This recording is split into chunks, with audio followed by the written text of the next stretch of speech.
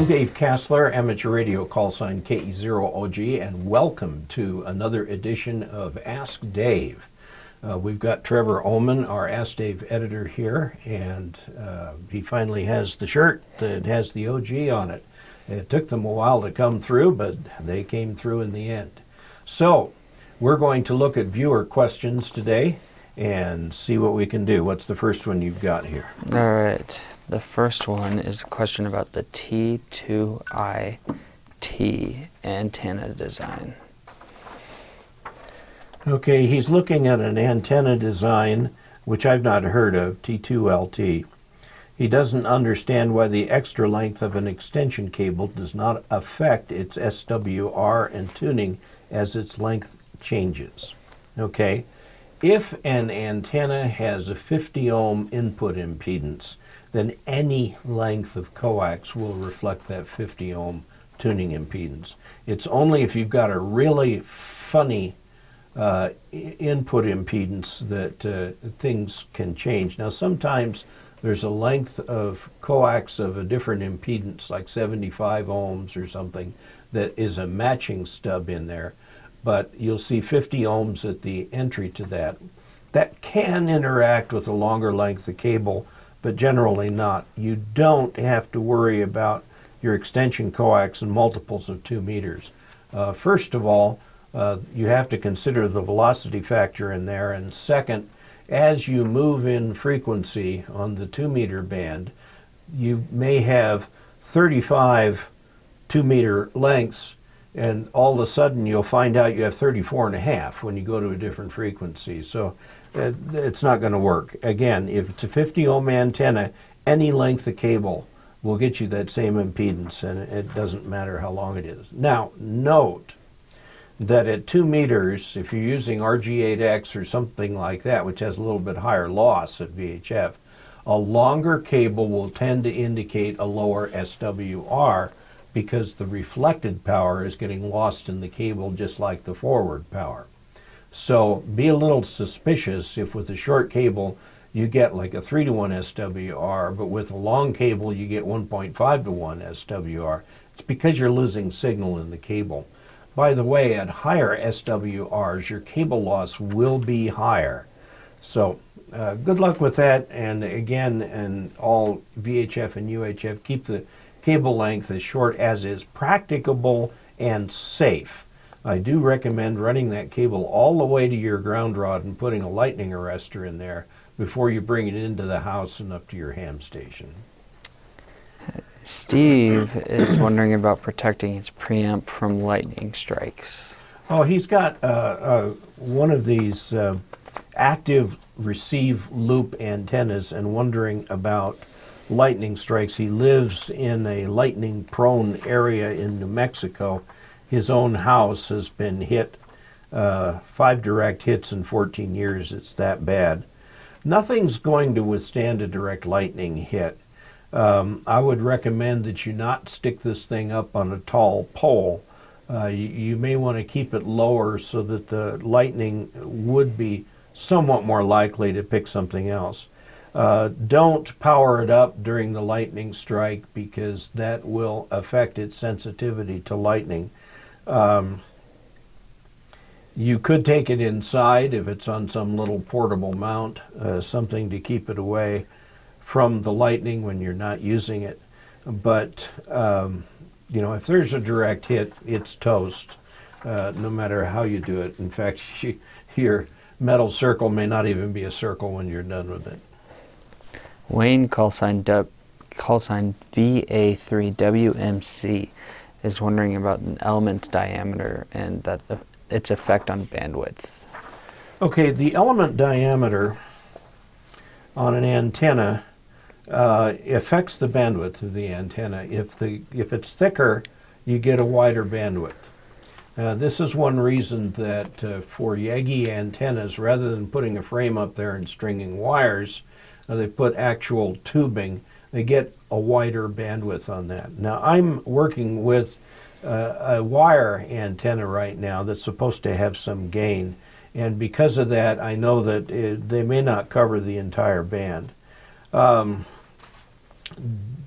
is bigger wire mostly for more power? No, it actually covers a wider band. If a J-pole is made with half-inch copper pipe or 2-inch copper pipe, the half-inch copper pipe will take full legal power. So you don't need to go to 2-inch. And the 2-inch might be interesting to try to match. The half-inch copper pipe will give you excellent results across most of the 2-meter band. He's seen a plan for a 2-meter beam that uses number 6 copper wire and was thinking of using half-inch soft copper pipe. There's two types of copper pipe that you can get. You can get the kind that bends, that's flexible, and you can get the kind that's rigid. For most antenna work, we use the kind that is rigid, unless you're putting something together like a helical beam or something for moon bounce work. Will you gain anything by doing this, or just put a bigger dent in the wallet? Number 6 copper wire will put a dent in your wallet. That stuff's expensive too. You can compare that with the price of the copper tubing. Normally in a beam you want the thing to be reasonably rigid. If the number 6 wire is made of an alloy of copper that is very, very stiff, you know, stiff like coat hanger wire or something like that, you can go ahead and make that beam with that kind of stuff.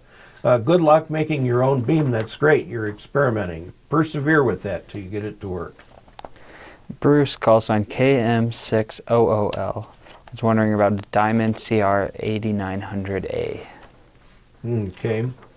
He's curious about putting his mobile antenna into an attic, and it's a quad band 10, 6, 2, and 70 centimeter, and wants to use the Yaesu FT8900R as a base station, but he lives in an HOA-controlled rental. So that is a problem, of course, with putting the antennas. Put it in the attic and see how it works. If you've got a metal roof, a copper metal roof, you're not going to do very well. But if you've just got a standard asphalt shingle roof, you probably can do very well. Of course, get the antenna as high as you can. You will have to experiment with where is the best place to put it. If the antenna is just a vertical and there's some way to disguise it outside, like turning it into a bird feeder or something like that, which I've seen done, getting it outside can help. But give it a try in your attic. See how well it works. You're not going to hurt anything. Michael, call sign KD4MAA, is wondering about how to set up a window antenna. Okay, he uses DMR a lot, but he rents a room and would like to put an antenna out of his window. Well, that's all up to the owner of the house, whether they will allow that. One thing to do is to create a J-pole and just lean it against the glass. That will transmit pretty well. Of course, you're limited by the fact that you're on the side of the house and so on. You can make J-poles that are flexible. I made one that rolls up, that's a double band antenna, and it just rolls up, and you can unroll it against the glass. You might try it at an angle or something like that to get as much of it against the glass as possible. And now putting it next to the glass will affect the SWR a little, but go ahead, give it a try, and see if you can get on the air from inside your room. All right, Harold, call sign K7SAX, is wondering about the ground side of a dipole. Wonder if he plays the saxophone. What is the function of the ground side of a dipole? Okay, the ground side of a dipole is not at ground level. By the time you get up to the antenna, it may be at a DC ground, but it is definitely not an AC ground. Dipole is a balanced antenna, and by golly, it's going to be a balanced antenna, whether you want it to or not. So that means that the thing is going to see the outside of the coax cable. This is why a lot of people put balance right at the feed point of the dipole. And technically, I guess you should do that, although I've had a lot of success just connecting the coax to the dipole. you're going to get, if you just connect the coax to the dipole, the outer shield of the cable will start to radiate. And that can, under some conditions, bring RF into the shack and cause problems. Might even get into the radio itself and cause erratic behavior. If chassis ground is a return path, why do we not get shocked when we touch the chassis? Well, by the time you get down to the radio, it's dissipated. You want that chassis to be grounded to a real ground rod. I would recommend running that antenna lead down to the ground rod, putting a lightning arrestor there, and then going from there into the house, and also making sure that the chassis is connected to your station single point ground within the shack. And I've done a video or two on grounding. Maybe it's time to do another one. But yeah, the way RF operates and the way DC operates are two different things. And so you can have something that is DC ground and yet radiates RF just fine. Both halves of the dipole radiate equally. Joe asks about an inverted V. An inverted V, a time-honored antenna. It's for somebody who can't put up a dipole but can get the middle high and then brings the arms down at, there should be more than a 90-degree angle. There's a 90-degree angle. If you should stretch it out more if you can. The more you put it in like this, the less efficient it gets. By the way, it is a horizontally polarized antenna, even though parts of it are climbing like that. Now, with regard to the end-fed dipole that has a counterpoint, how about trying a coax choke at the feed point? That is going to change the way that antenna works a lot. This might alleviate some erratic behavior in Visuar. You should have the same behavior in Visuar all the time.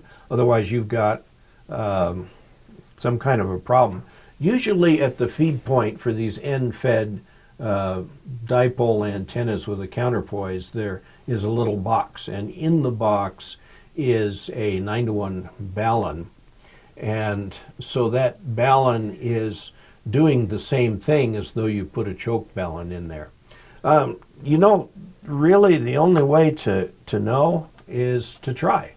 But I think it's going to change the characteristics of that antenna quite a bit. Personally, I've never had really good luck with end-fed dipoles. And the one that I did from MFJ, I had to have the radio very near the toroid that had the connection, so that the dipole was in an inverted V type of configuration and went over a tree. I got the thing to work, but only by having the transmitter within a few feet of the little box that separates out the antenna from the counterpoise. It's a portable type antenna, great for portable use, but not for station antenna.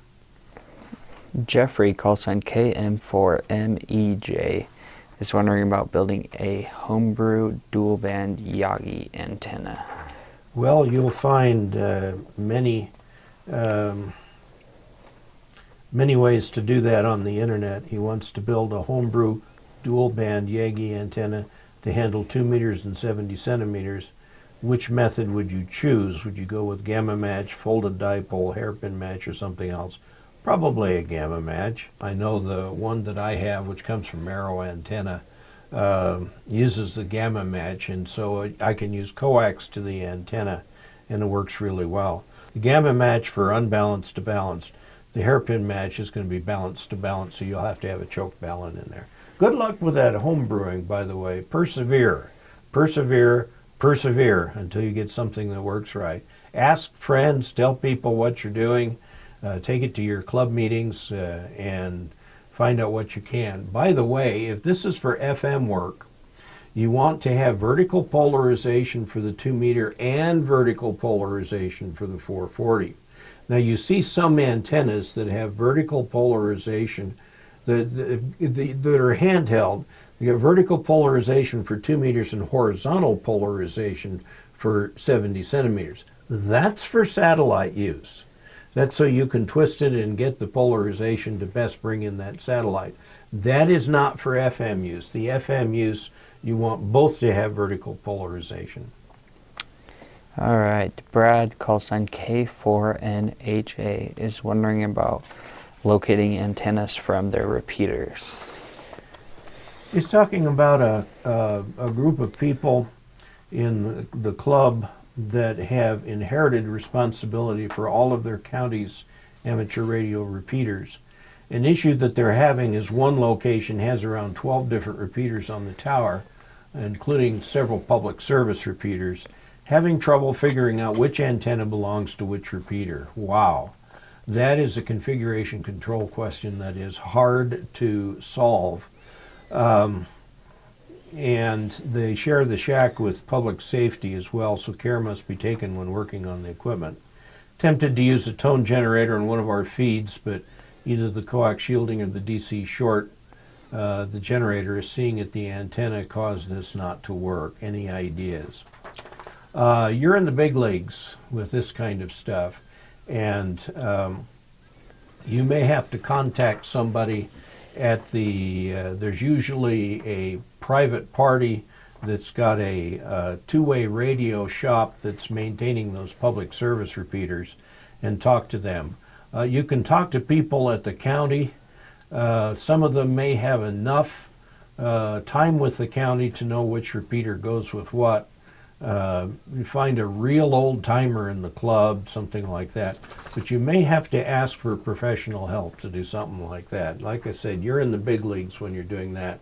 You're really lucky to have those spots. They're usually excellent places to put repeaters.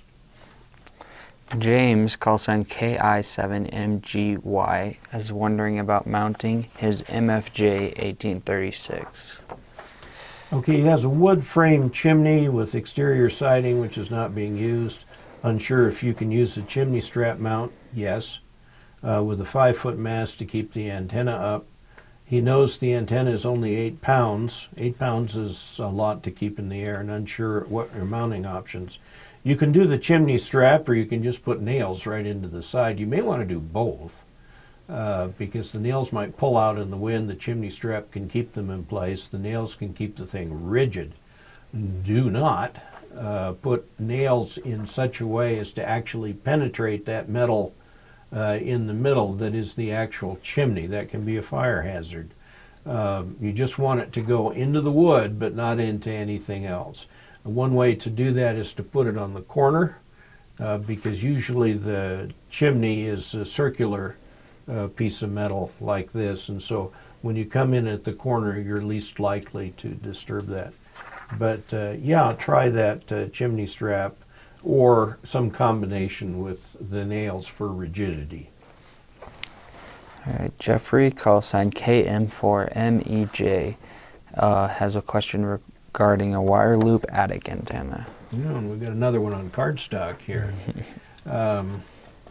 Looking forward to putting a wire loop, either 20 or 40 meter wire loop, and running the wire near the inside perimeter of the attic, probably within 3 feet of the outer wall and a foot or so above the flooring in the attic. He's curious if the gutters on the outside of the house will have any effect on reflection or SWR. Yes, they will, if they're metal. And presumably they are metal. Most gutters are. So you could move the antenna a little bit further away. I know a friend in our club, Dick Schultz, has a very similar situation, although he actually runs his antenna outside just above the gutter and has good results with it. He's able to talk to people all the time. So go for it. Thank you very much for watching. Be sure to check out dcasler.com/support for different ways that you can help make this a viewer-supported channel. And send your questions to hamradioanswers@gmail.com, and we'll get them on the show. Thanks very much for watching, and until next time, 73.